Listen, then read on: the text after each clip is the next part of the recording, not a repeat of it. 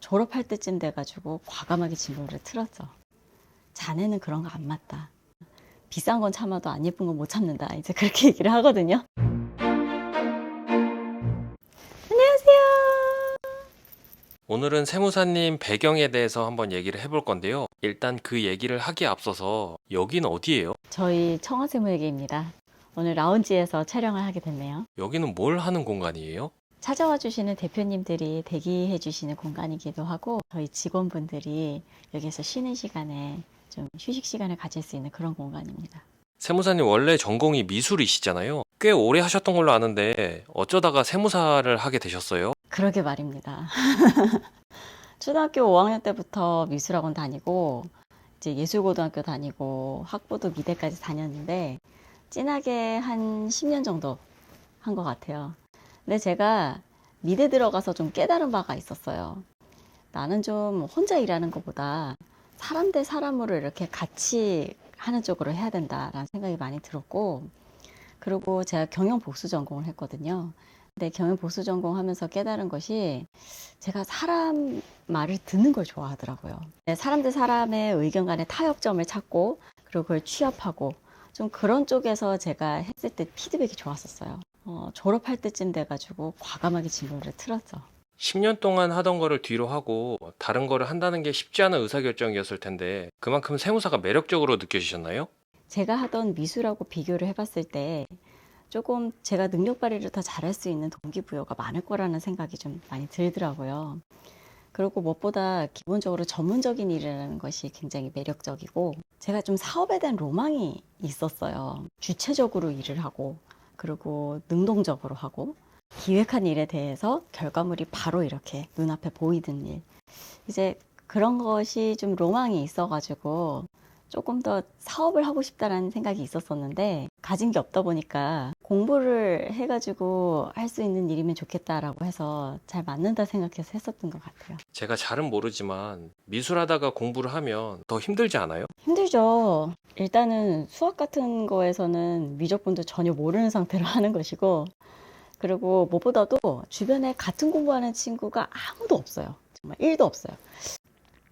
제 친척분 중에는 왜 그런 극단적인 선택을 했느냐 이렇게 표현하시는 분도 계셨거든요. 근데 이제 제일 힘들었던 건 한 3년쯤 되니까 공부한 지 한 3년쯤 되니까 이거를 지금 내가 포기하고 돌아가면 이두저도 안 되겠다. 좀 그런 생각이 들더라고요. 그래서 그런 막막함 그게 좀 많이 힘들었던 것 같아요. 지금 와서 친구들이랑 전혀 다른 진로로 온 건데 후회되지 않으세요? 전혀요. 저는 진로를 바꿔서 나름 제 나름대로는 갓생 살고 있다고 생각을 하고요. 그리고 만족합니다. 예. 미술 전공을 한 게 도움이 되는 부분도 많았다고 생각을 해요. 그러면 세무사업은 잘 맞는 것 같으세요? 잘 맞고 안 맞고가 이제 와서 뭐가 중요합니까? 제 개인적으로는 먹고 살려면은 해야 되는 일인 것이고요. 저희 직원분들과 했던 약속을 지키려면 제가 열심히 해야 되는 것이고, 또 더 나가서 저희 계약해 주신 거래처 분들과 또 약속을 지키려면 제가 열심히 해야 되고, 계속 그냥 열심히 하는 거죠, 그냥. 세무사님은 힘들다고 하시는데 저는 사실 세무사님이 세무사가 천직이라고 생각하거든요. 그래요? 제가 처음에 일 시작하던 회사가 되게 큰 회계법인이었어요. 근데 거기 대표님이 저를 보시고 하셨던 말씀이 혹시 책 쓰고 연구하고 그런 거 잘하는 세무사 하고 싶으냐? 자네는 그런 거 안 맞다. 안 맞고 사람 만나는 일 해야 된다. 이런 말씀을 하시더라고요. 그래서 그때는 그게 무슨 말인가 했어요. 제가 이제 와가지고 느끼기에는 이 일이 결국은 세금은 매개일 뿐이고 사람하고 소통하는 일이더라고요. 본질이. 그래서 뭐 회계사님이 적성에 맞는다, 천직이다라고 말씀을 만약에 해주신다면 맞는 부분이라는 게 제가 이야기를 듣는 걸 좋아해요. 남의 이야기를. 그래서 사장님들이랑 얘기를 하면은 시간이 그렇게 잘 가더라고요. 어떻게 사업 시작하시고 그리고 그 전에 뭐 하셨고 그리고 지금 고민은 뭐고 앞으로는 뭐 하고 싶으신지 그런 얘기 있잖아요. 앞으로는 어떻게 사업 확장하고 싶으신지 그런 얘기를 할 때 저는 너무 그 얘기 듣는 게 재밌는 거예요. 그래서 수다 떨듯이 계속 얘기를 하다 보면은 진짜 시간 가는 줄도 모르고 그런 것들이 제가 적성에 맞다면 맞는 게 아닌가 싶습니다. 제가 보기엔 세무사님이 좀 투자 마인드가 다른 것 같거든요. 보통 세무사무실이 이렇게까지 인테리어나 디테일에 신경 쓰지 않잖아요. 저도 좋고 직원분들도 좋고 이제 내방해 주시는 사장님도 좋고 뭐 그런 일에 제가 뭐 신경을 쓰지 않을 이유가 없죠. 제가 안 예쁜 거를 못 견뎌서 그런 것도 조금 있는 것 같아요. 제가 농담처럼 항상 하는 얘기가 비싼 건 참아도 안 예쁜 건 못 참는다. 이제 그렇게 얘기를 하거든요. 이렇게 신경을 쓴다는 게 미술을 해봐서 그런 건가요? 제 주변에 개업하신 다른 세무사님들 보면 대부분 이제 문과 출신이시거나 아니면은 뭐 경영과 출신이시거나 그러잖아요. 근데 이제 저는 아무래도 어렸을 때부터 좀 이런 거를 많이 접하다 보니까 조금 시각적인 요소에 더 무게를 두는 것 같아요.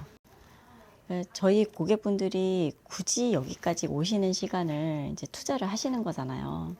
이제 오시는 시간도 있고 여기서 머무르는 시간, 또 가시는데 또 시간을 저한테 내주시는 건데 굳이 그렇게 내주신 시간을 제가 좀 다른 사무실하고는 특별하다라는 느낌을 좀 갖게 해드리고 싶었어요. 그래서 뭐 상담 내용을 잘 준비하는 거는 말할 것도 없지만 다녀가신 후에도 꾸준히 저랑 소통을 하실 텐데 좀 좋은 인상으로 남았으면 좋겠다라는 생각이 좀 들어서 그렇게 하는 것 같습니다. 그래서인지 한번 와보신 분들은 또 자주 오시나 봐요. 그러게 말이에요. 저 오셨던 분들이 또 계속 오시고 그리고 이제 뷰맛집이라고 그러면서 커피 한잔 하시면서 사업 얘기 나누시러 오시고 그렇게 편하게 하시더라고요.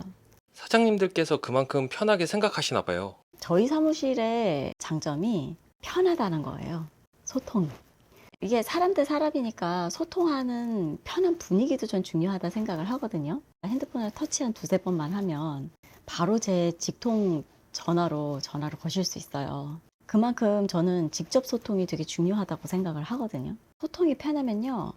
대표님의 속마음을 제가 알게 돼요. 그리고 대표님의 속마음을 알게 되면 제 경험상 더 대표님 마음에 쏙 드는 절세 방안이 나옵니다. 그래서 소통이 되게 중요한 것 같아요. 마지막으로 한 가지 질문만 더 할게요. 다시 태어나도 세무사 한다? 안 한다? 해야죠 뭐. 할 줄 아는 게 이것뿐인데. 근데 생각해보니까 공부부터 다시 해야 되잖아요. 아, 그래요. 뭐 공부는 제가 알아서 해볼게요. 그런데 지금 저희 사장님들과 앞으로 만나실 사장님들까지 제가 다 찾아가가지고 다시 다 계약할 거예요. 사장님들 다음 생에도 또 봬요. 저를 벗어날 수 없어요. 오늘은 여기까지. 감사합니다.